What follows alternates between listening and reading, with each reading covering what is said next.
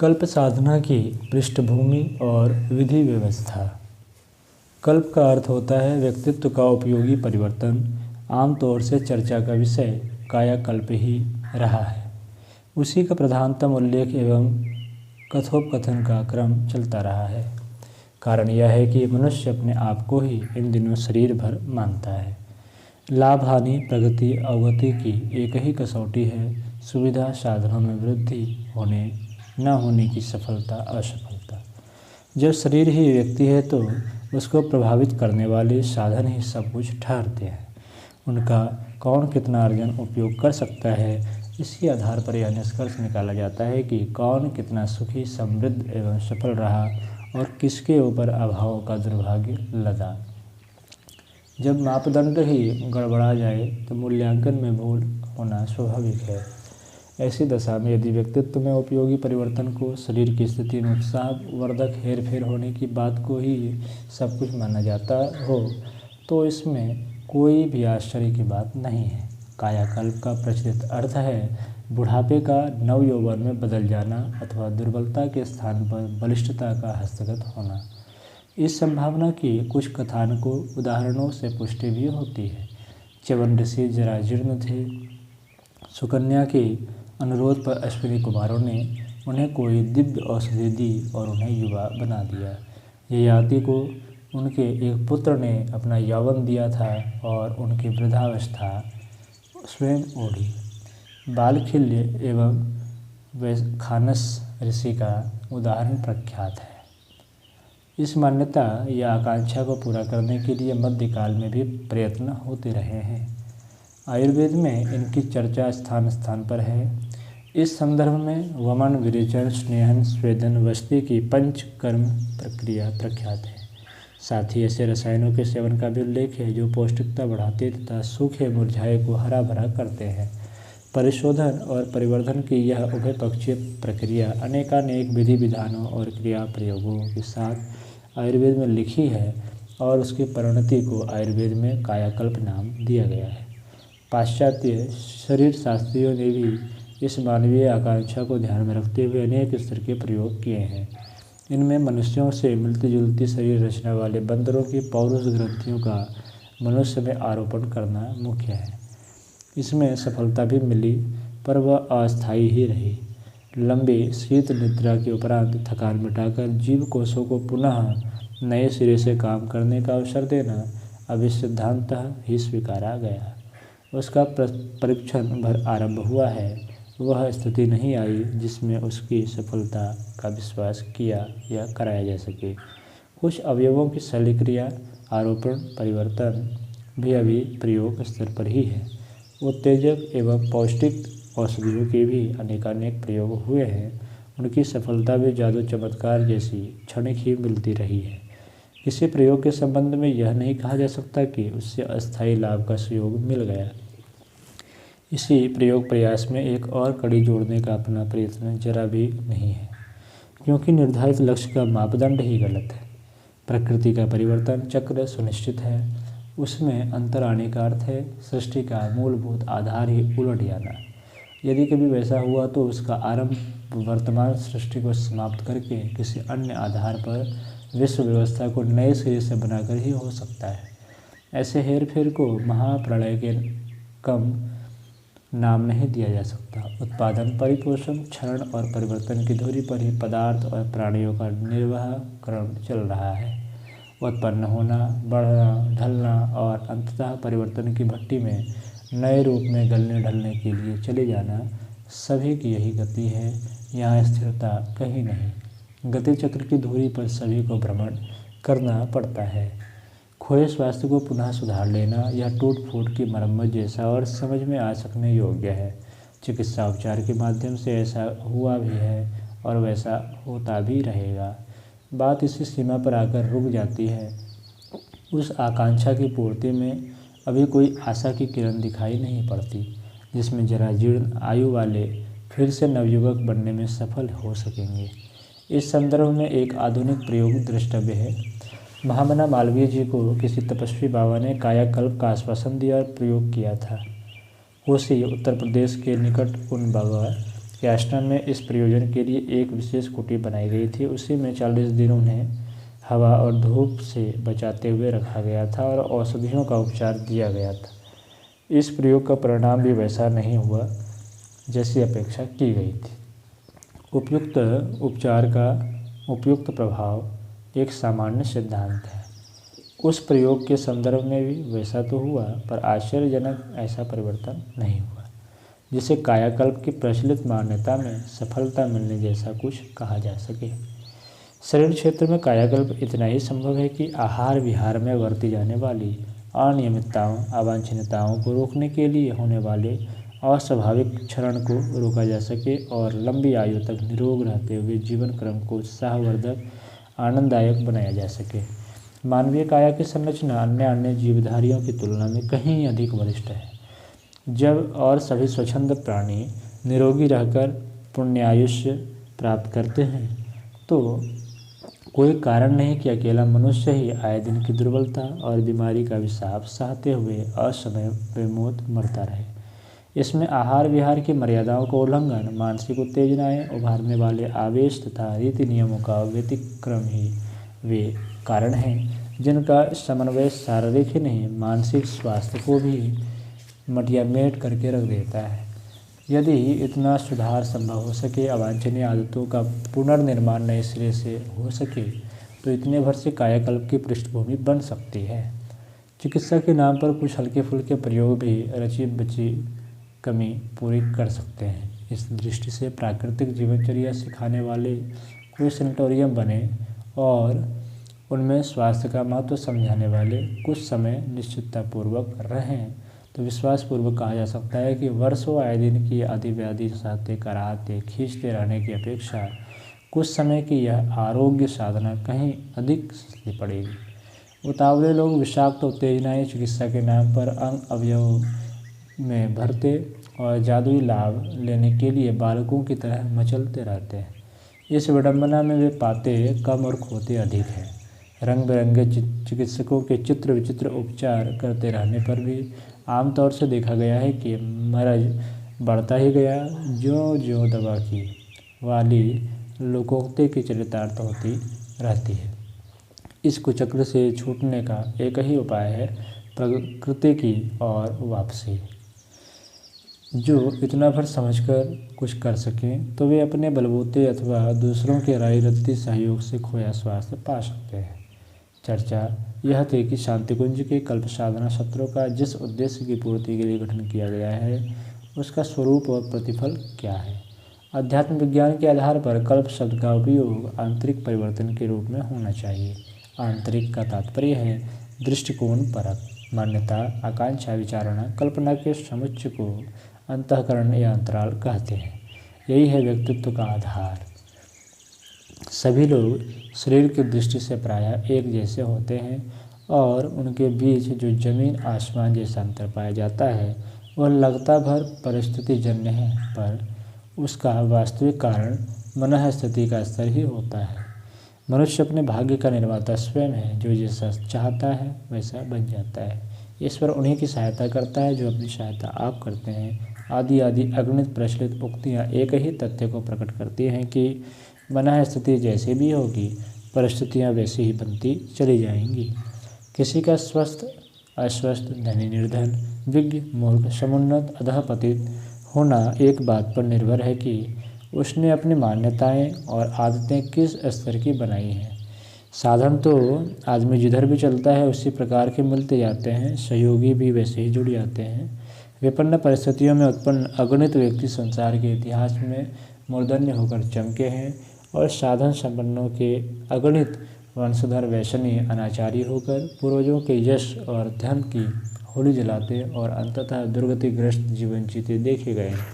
तथ्यों पर गंभीरतापूर्वक दृष्टिपात करने से एक ही निष्कर्ष पर पहुंचना पड़ता है कि मनुष्य के अंतराल का स्तर ही उसके प्रगति एवं दुर्गति के लिए एकमात्र उत्तरदायी है।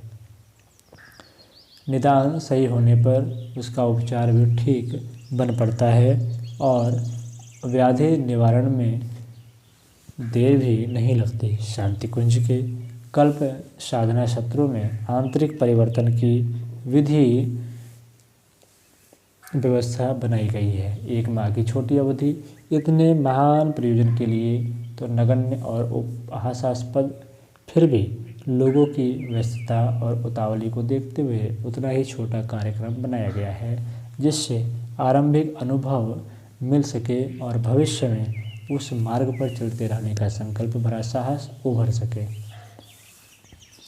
बिगाड़ने में कम और बनाने में अधिक समय लगता है। इस दृष्टि से जितने समय में जीवन का स्वरूप बिगाड़ा गया है, बनाने में उससे अधिक समय लगना चाहिए।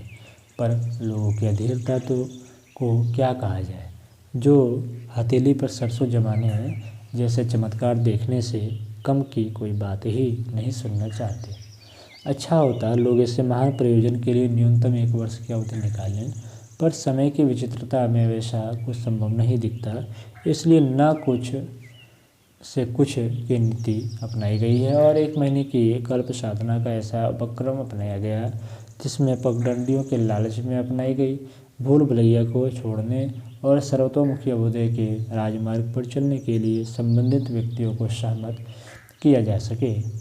कल्प साधना में देवत्व के साथ सघन घनिष्ठता स्थापित करने वाली उपासना, मान्यताओं में आदतों में उत्साहवर्धक परिवर्तन करने वाली जीवन साधना एवं लोक व्यवहार को आनंद और उल्लास से सराबोर कर देने वाली आराधना का त्रिविध समन्वय है। इसे अंतःकरण, व्यक्तित्व और व्यवहार में उत्कृष्टता का अधिकाधिक समावेश करने वाली सुनियोजित प्रक्रिया कहा जा सकता है। मान्यताओं, आकांक्षाओं, विचारणाओं और आदतों को बदलने की कल्प प्रक्रिया उससे कहीं अधिक महत्वपूर्ण है। जैसे कि बुढ़ापे को जवानी में बदलने वाले कायाकल्प के बारे में लोक मान्यता प्रचलित है। न तो बुढ़ापा अभिशाप है और न जवानी वरदान। दोनों ही अपनी अपनी जगह सही है। दोनों का अपना समय, महत्व, उपयोग और गौरव है। इसलिए शरीर का प्रकृति के साथ जुड़ा हुआ परिवर्तन क्रम तो नहीं बदला जा सकता और न उसके बदलने की आवश्यकता ही है। आंतरिक परिवर्तन की अपनी उपयोगिता है। यदि वह सही रीति से बन पड़े तो उसका लाभ कायाकल्प की तुलना में अपेक्षाकृत कहीं अधिक है। कल्प साधना में उन सभी तत्वों का समावेश किया गया है जो अंतराल के स्तर में प्राकृत उत्कृष्टता उभारते और व्यवहार में पवित्र प्रखरता का ऐसा समावेश करते हैं जिसको उपलब्ध करने के उपरांत व्यक्ति धरती से स्वर्ग में जा पहुंचने जैसा अनुभव कर सके। कल्प साधना के 5 निर्धारण इस प्रकार हैं। पहला, उपासना के निमित्त साधक की स्थिति के अनुरूप जब ध्यान, पुरस्मरण, स्वाध्याय, सत्संग, चिंतन में। दूसरा, साधना के निमित्त आसन, प्राणायाम, चक्रभेदन, नाद योग, लय योग, बिंदु योग, प्राण योग आदि की यथोचित योग साधना।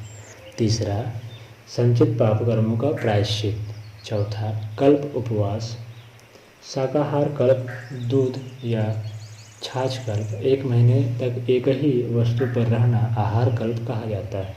लौकी, तोरई, गाजर, परवल जैसे साग, खरबूजा, आम, पपीता जैसे सस्ते फल इसके लिए सर्वसुलभ है। दूध या छाछ कल्प भी हो सकता है।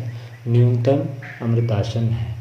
अमृतासन अर्थात खिचड़ी, दूध, चावल, मूंग आदि उबले अन्न।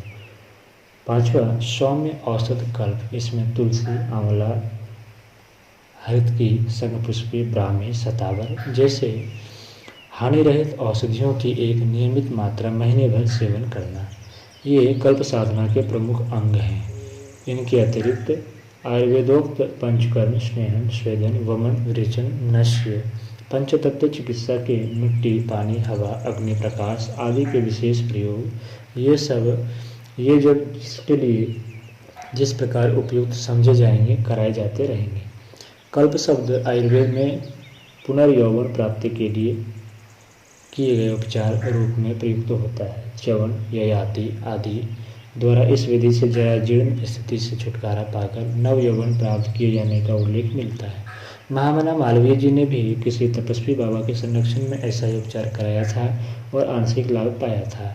पाश्चात्य देशों में बंदर की पौरुष ग्रंथियां मनुष्य के शरीर में फिट करके पशु भ्रूणों का सत्व मिलाकर इस उद्देश्य के लिए प्रयोग किए और उनके सामयिक लाभ भी पाए हैं। स्थायी परिवर्तन किसी में भी नहीं हो सका, क्योंकि यदि प्रकृति का नियत क्रम जन्म, बंधन और परिवर्तन का क्रम यथावत रहना है तो मरण से पूर्व की स्थिति वृद्धावस्था का तो सबको सामना करना ही पड़ेगा। सृष्टि व्यवस्था को बदल सकना मनुष्य की शक्ति से बाहर है। इसलिए टूटे की मरम्मत करके काम चलाऊ बना लेने की बात तक ही शरीर कल्प की बात सोचनी चाहिए। जितनी किसी चिकित्सा पद्धति में शरीर का शोधन और नवीनीकरण की गुंजाइश है, उतनी उपयुक्त कल्प साधना में भी विद्यमान है। सच तो यह है कि यह प्रकृति के अधिक निकट और आध्यात्मिक उपचारों से युक्त होने के कारण अधिक निर्दोष एवं अधिक चिरस्थायी है। प्रस्तुत कल्प साधना का वास्तविक उद्देश्य मनुष्य के अंतराल का कायाकल्प करना है। दृष्टिकोण का व्यक्तित्व से सीधा संबंध है। देवतुल्य महामानवों और है पतित नर पामरों की मन स्थिति एवं परिस्थिति में जमीन आसमान जैसा अंतर पाया जाता है। व्यक्तित्वों में पिछड़ापन और अभिनंदनीय गौरव की आश्चर्यजनक भिन्नता देखी जाती है। उसका कारण लगता तो परिस्थितियों का विपर्य ही है, पर वस्तुतः वैसा कुछ है नहीं। हर परिस्थिति में आंतरिक गरिमा प्रगति का मार्ग बनाती हुई चट्टान तोड़कर बहने वाली गंगा की तरह अपना मार्ग बनाती है। इसके विपरीत समस्त सुविधा रहते हुए अमीर उमरावों की दुर्व्यसनी संतानों की तरह अपना और साथियों का सर्वनाश करने में संलग्न रहा जा सकता है। शरीर तो प्राण रहने न रहने से जीते मरते रहते हैं। किसी व्यक्तित्व का उत्थान पतन विशुद्ध रूप से मानवीय दृष्टिकोण पर निर्भर करता है। दृष्टिकोण ही आकांक्षा उभारता है, वही बुद्धि विचारणा में दिशा देता है और उसी के दबाव से विवश होकर काया को कठपुतली का नाचना पड़ता है। अंतराल को ही अंतरात्मा कहते हैं। अध्यात्म क्षेत्र का यही प्राण है। इसी क्षेत्र का परिशोधन परिष्कार करने के लिए अध्यात्म विज्ञान का समूचा ढांचा खड़ा है। तत्व दर्शन के ज्ञान के आधार पर चिंतन और तपश्चर्या व्रतशीलता के सहारे चरित्र में, स्वभाव में, अभ्यास में अंतर लाने का प्रयत्न किया जाता है। जो इस घुड़दौड़ में जितना आगे निकल जाता है वह उतना ही वरिष्ठ कहा जाता है। जो इस प्रतिस्पर्धा में पिछड़ गया वही पतित पराजित की दयनीय स्थिति में पड़ा खींचता खिंचाता किसी प्रकार जिंदगी के दिन पूरे करता है। कल्प साधना का मूल प्रयत्न यह है कि इस 1 महीने की अवधि में अपने आप पर नियंत्रण करने का अभ्यास स्वयं को कराया जाए। अनपढ़ ढर्रे के विरुद्ध विद्रोह किया जाए। संचित कुसंस्कारिता पर पूरे जोश खरोश के साथ आक्रमण किया जाए और उस खरदूषण स्वप्नखा के साम्राज्य को उखाड़ फेंकने की विजयश्री का वर्ण किया जाए। इतना ही नहीं, उन्मूलन की रिक्तता को भी तुरंत ही भरा जाए और उस स्थान पर उत्कृष्टता के पक्षधर सत्प्रवृत्तियों को अपनाया जाए। अपनाने का अर्थ है न केवल विश्वास में वर्ण स्वभाव अभ्यास में भी इस रीति नीति को पूरी तरह भर लिया जाए। आयुर्वेदोक्त कायाकल्प के 2 तरीके हैं, एक कुटी प्रवेश और दूसरा सीमित संपर्क। दोनों का उद्देश्य एक है, अभ्यस्त ढर्रे से एकदम कटकर अपनी दुनिया नई बसाना, अभ्यस्त ढर्रे को एकाकी मनोबल के सहारे बदल डालना। बाहर के अवांछनीय प्रभाव से पूरी तरह विलग हो जाना। न कोई मिलेगा न कोई दिखेगा तो बाहरी प्रभाव से व्यतिरेक भी क्यों उत्पन्न होगा। कंदराव में रहकर तपश्चर्याओं का मौन एकांत का उद्देश्य भी यही है। दूसरे सीमित संपर्क में इस एकाग्रता से थोड़ी छूट है। इसमें शरीर को खुली हवा में सौम्य वातावरण के संपर्क में रहने की स्वतंत्रता है। साथ ही उच्च स्तरीय व्यक्तित्वों देवात्म क्षेत्र में धकेलने वाले माध्यमों के साथ संपर्क रखने की भी सुविधा है। इसमें साधनारत सत्संग के माध्यम से श्रेष्ठता के साथ प्रत्यक्षतः भी जुड़े रहने की सुविधा है, जबकि कुटी प्रवेश में पूर्णतः आत्मनिर्भर रहना पड़ता है। बुरे भले सभी से संपर्क करना पड़ता है।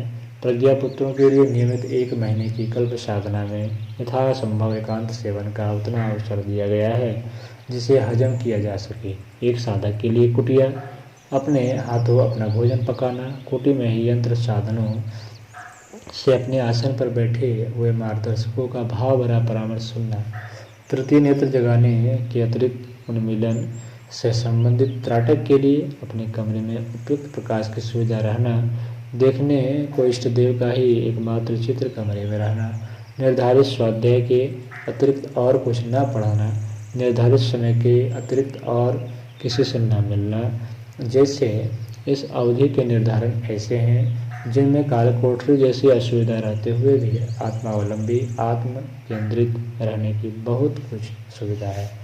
उच्च स्तरीय साधनाओं के लिए मात्र पूजा अर्चना की विधि व्यवस्था ही पर्याप्त नहीं होती। उसके फलने फूलने के लिए उच्च शरीर संपर्क में रहकर महत्वपूर्ण अभ्यास संपन्न करने की परंपरा है। अयोध्या, राम को अयोध्या छोड़कर देवप्रयाग, लक्ष्मण को लक्ष्मण झूला, शत्रुघ्न को मुनिकेती, भरत को ऋषिकेश में महाप्राण वशिष्ठ के सानिध्य में अपनी साधना करनी पड़ती थी। अयोध्या में समस्त सुविधाएं होते हुए भी अभ्यस्त ढर्रा और संपर्क तथा वातावरण का घेरा इतना प्रबल था कि वहां रहकर योग तप आदि क्रियात्मक प्रयोगों में कदाचित ही कुछ सहायता मिलती। वस्तु स्थिति उन्हें समझी तो उपयुक्त वातावरण में आत्मनिर्भर साधना की पृष्ठभूमि बनाकर महत्वपूर्ण उपलब्धियां हस्तगत कर सके। यही मार्ग अन्यान्यों के लिए भी है। वानप्रस्थ में घर छोड़कर वन में अर्थात भिन्न स्तर के उपयुक्त वातावरण में रहने का पहला कदम उठाना पड़ता है, अन्यथा बाह्य क्रियाकांड भर चलते रहते हैं। दृष्टिकोण, स्वभाव, अभ्यास में कायाकल्प जैसा परिवर्तन संभव ही नहीं हो पाता। प्रज्ञापुत्रों के लिए निर्धारित 1 मास की कल्प साधना में अंतराल के परिशोधन परिष्कार की यथासंभव अधिकाधिक सुविधा उत्पन्न की गई है। बड़ी बात यह है कि उनमें न केवल आत्मबल के संवर्धन के वर्ण मनोबल और शरीर शोधन के त्रिविध प्रयोजनों का भी समुचित समावेश किया गया है। आहार कल्प और जड़ी बूटी कल्प से शरीर शोधन का प्रयोजन बहुत कुछ सध जाता है। आसन, प्राणायाम, पुरस्चरण, तप, वृत्ति, दीक्षा, प्रायश्चित की साधनाएं मना क्षेत्र की अवांछितता को हटाने की भूमिका निभाती है। लय योग प्राणयोग से परब्रह्म के साथ एकात्म साधता है और द्वैत से अद्वैत की ओर अंतरात्मा की उन्मुक्ता गतिशीलता में तीव्रता उत्पन्न होती है। इस त्रिवेणी संगम में तीर्थराज के अवगाहन का पुण्य फल मिलता है। प्रज्ञा पुत्रों को मनस्वी मल्लाह की भूमिका निभानी है। उन्हें न केवल प्रवहमान प्रचंड धारा के लिए किरवाड़ करने, आंख मिचौली खेलने का मजा लूटना है, वरन अपनी नाव में बैठाकर असंख्यों को पार भी करना है। अग्रदूतों को न केवल स्वयं जीवन मुक्त होना है, वरन दूसरों की भी भावबंधनों की बंधी जंजीरें तोड़ानी है। ऐसी दशा में उनका ओजस, तेजस, वर्चस्व असाधारण स्तर का होना चाहिए। उसी का अर्जन करने के लिए यह 1 महीने की कल्प साधना है।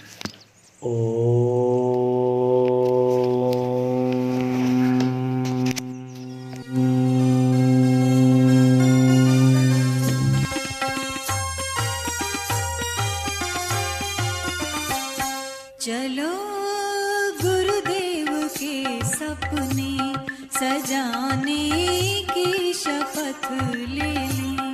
चलो गुरुदेव के सपने सजाने की शपथ